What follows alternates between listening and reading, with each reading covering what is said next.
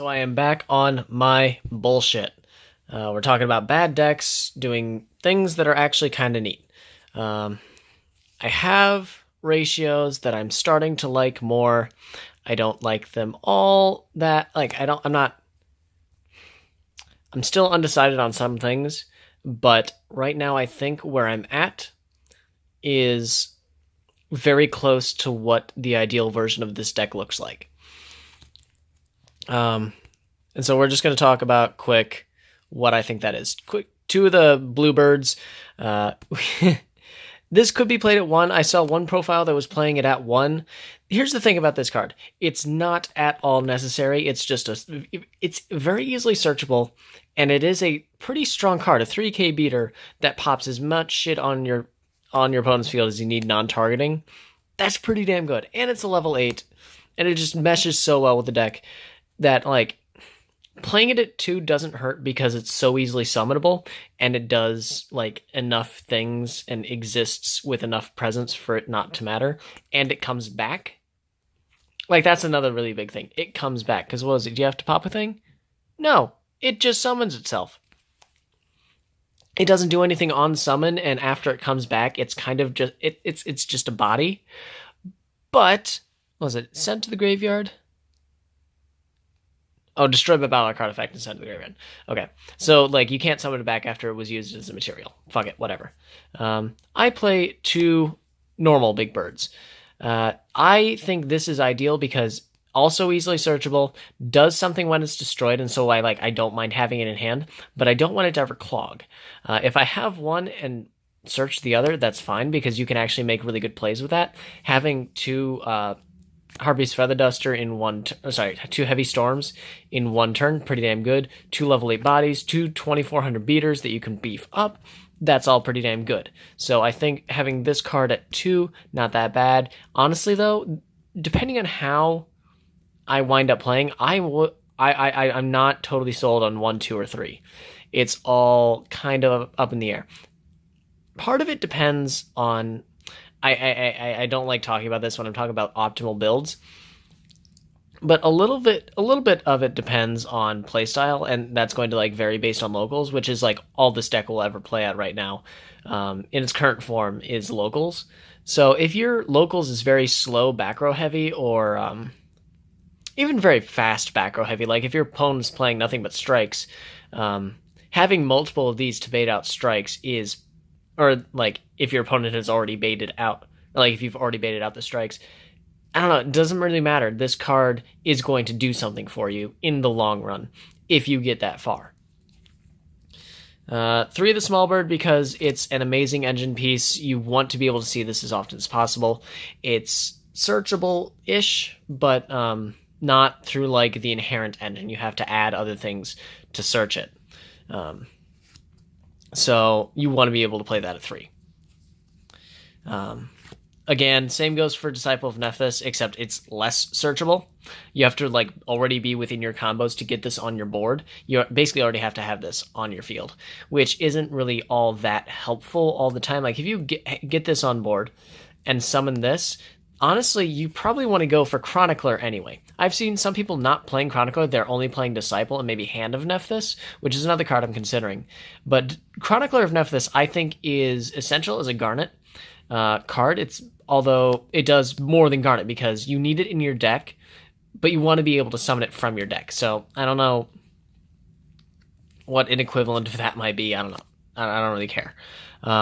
But because it recurs stuff, you can add stuff back like Devotee, like the Ritual spell, like Cerulean or Sacred Phoenix of Nephthys.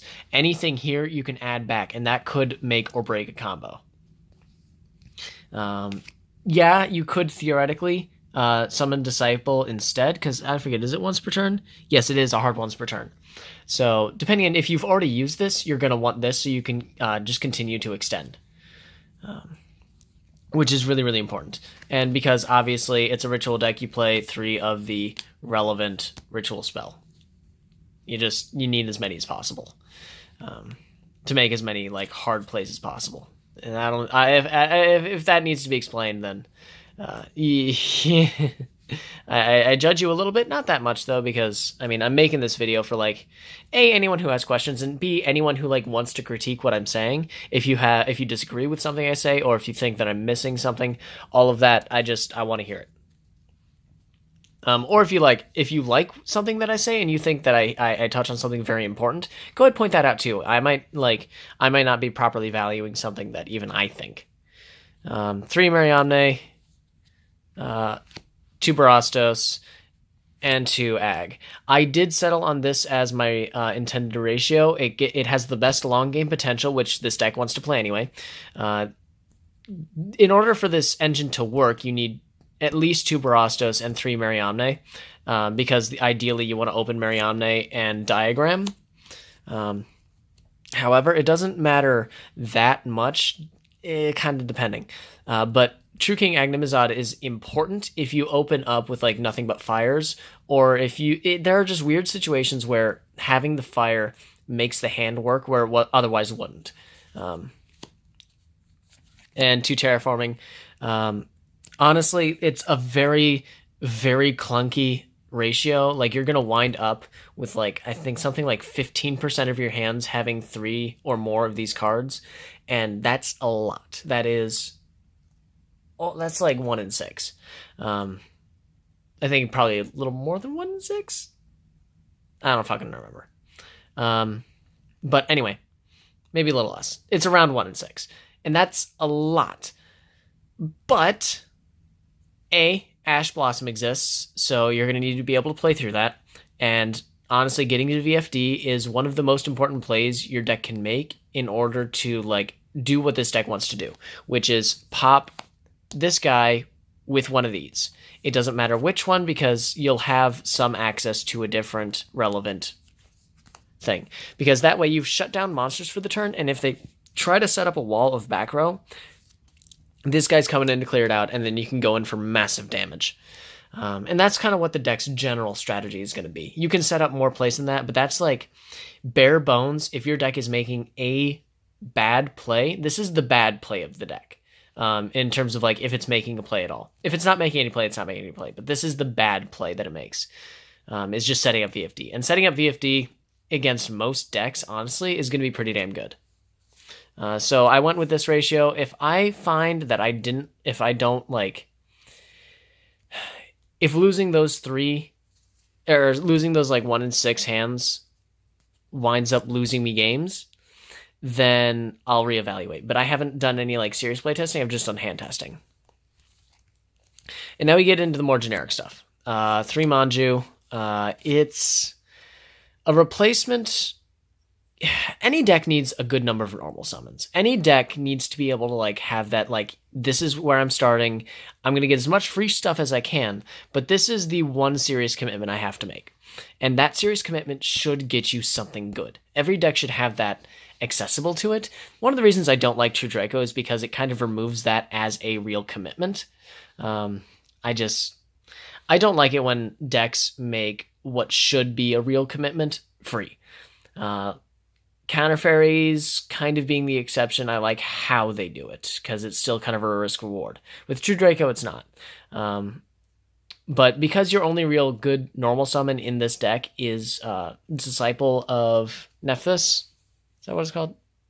Yeah, Disciple of Nephthys. You need something else. And you have the room. So you can either run Manju, or what I saw one guy running who like topped his locals or whatever. I'll link down to that profile in the description, or off to the side if I can. He was running Hand of Nephthys, which is a really cool idea. However, I'm not sure how big of a fan I am of that. It can definitely let you aggressively... no, it can't let you use the Nephthys effect. I was just looking. But it does get you free bodies on the board, and it does clear off the... if you use Hand of Nephthys instead, it does help you clear off incantations. I am running a rather like... It's full but compact. Like, you still have 3 of each kind. I think it's what? Monster and spell. Yeah. So you still, like, if you have each, it's good. And if you have Manju and any incantation in your hand, that's decent. You can start making plays there. That's the big thing, is you can start making plays there. And you can clear them off your board if you have Hand of Nephthys. If not, you have to clear them off your board with the True Kings, which is another reason why I play such a big engine, because it'll just like enable free pops. And you can use them, obviously, as ritual fodder. I think this is kind of the best ratio. I don't like clogging up my hand with unnecessary stuff. And with this, you're going to see at least one in your hand almost every turn, and you're very rarely going to have more than two. And if you have two, you can use them both. That's another really big thing. If you have two, unless you've doubled up, which is going to be pretty rare, not like, I feel like that's not statistically significant. If you have two, you can use them both. And I feel like that is very, very good. It nets you a lot of advantage. And so I feel like this is the best ratio to play. I still can't find my third pre-prep. Fuck it, whatever. I don't care. I don't know if I want to get the actually get entirely Shiv, because I got one Mega Pack, one Shiv, and one nothing.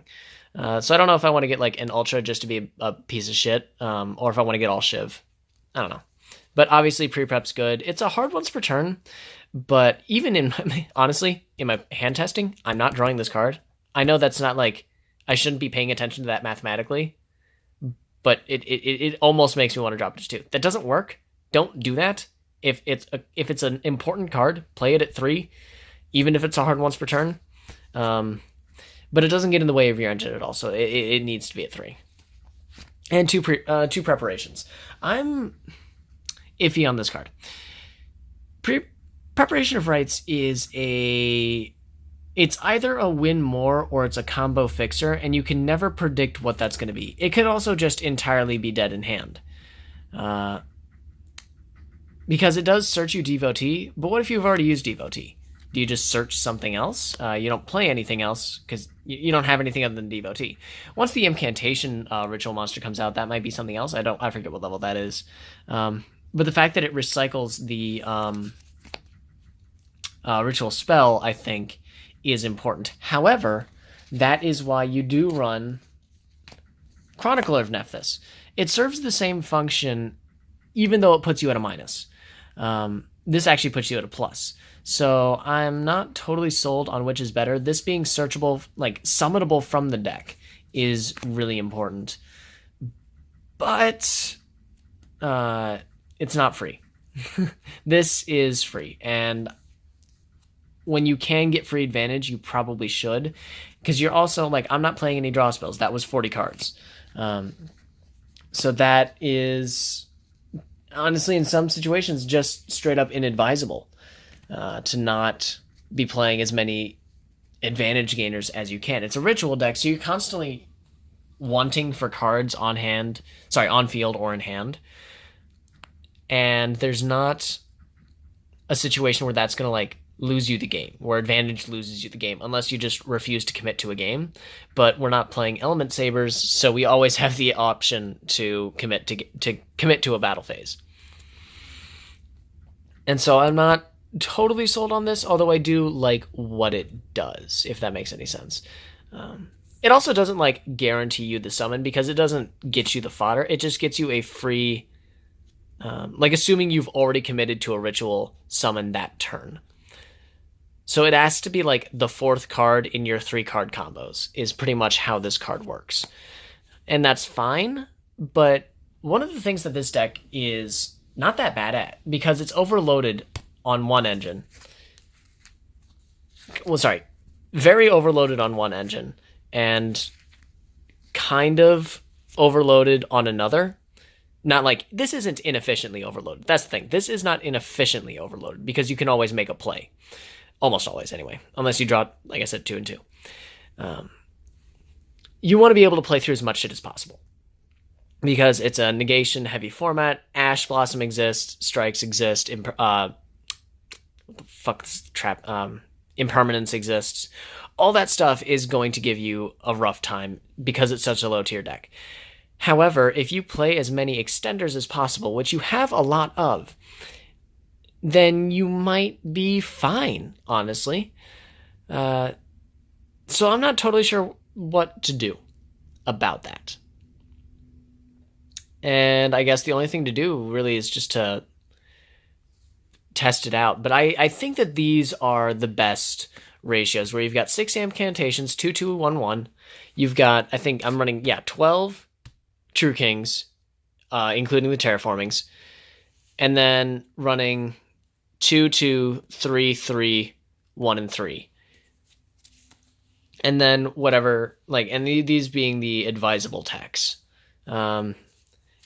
If you wanted to see what I think would be the most, like, the cards that you could make the best argument for cutting would probably be these. If you wanted to take a look at what, if I wanted to do something else, where should I make room? This is where you make room. Or go up to 42 cards, but I would not recommend that in a deck that like has such a specific strategy. Summon VFD by destroying Sacred Phoenix and eliminate your opponent's resources. You have such potential for resource gain to commit to a board, and it's not an unbreakable board, but it is a board that guarantees its own comeback and slows down your opponent to a point where that comeback may put you ahead. And will have an easier time of putting you ahead. So I feel like that's a very well-defined strategy. I really like how this deck is designed and how it goes about doing that. I feel like other decks, such like the Mayakashi from the same set, the Mayakashi, Prank Kids are kind of the objectively better one just because they have, I guess, more playmaking potential. Like they have less inherent bricks. But I feel like this deck, I think someone said that like the Nephthys cards were the worst part of that set, and I don't know if I agree just because it's so easy to understand what this deck wants to do, and what it wants to do is actually very good for like a casual format. Like, if you wanted to put this up, like, you're not going to be breaking that many boards. That's the biggest thing, is also you're not going to be breaking that many boards with this deck. It's not impossible, but the likelihood that you, like, pop both a True King Agnimazad and a Sacred Phoenix with another Agnimazad, that's a really good play, but that's only ever, going to happen once in a blue moon. So, I think this deck is actually like worth picking up if you want to try it out. I don't know. People kind of shit on this deck. The extra deck's not really anything to look at. It's pretty obvious. You play 2, you play 1, although I have 2. Everyone has 2. You only really want to play 1. It's a boss monster.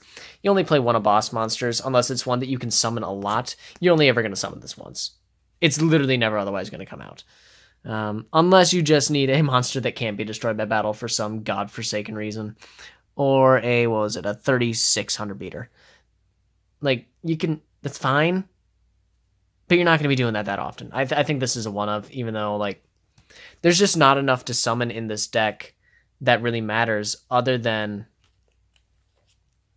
like, this is the core, these 2 cards, fuck. These 2 cards are the core of the deck. This is where this deck has its most power. And I feel like it's really, really fun. At least it has been in testing. But there's like, what are you going to play? Enter Blathnir and Dyson Sphere? Dyson Sphere kind of sucks. And I just play it because I like the ulti. And Enter Blathnir is fine, but it's just a worse Trishula that like doesn't actually like, it doesn't significantly put you ahead. Is the thing. Yeah, it's good because like if you summon it with Barastos, then you've put 2 monsters that don't have good attack into a monster that gets rid of problems and can attack. But if you're getting to this, you're kind of saying I have no more resources to gain. And at that point, almost every deck will outpace you if this is what gets you there.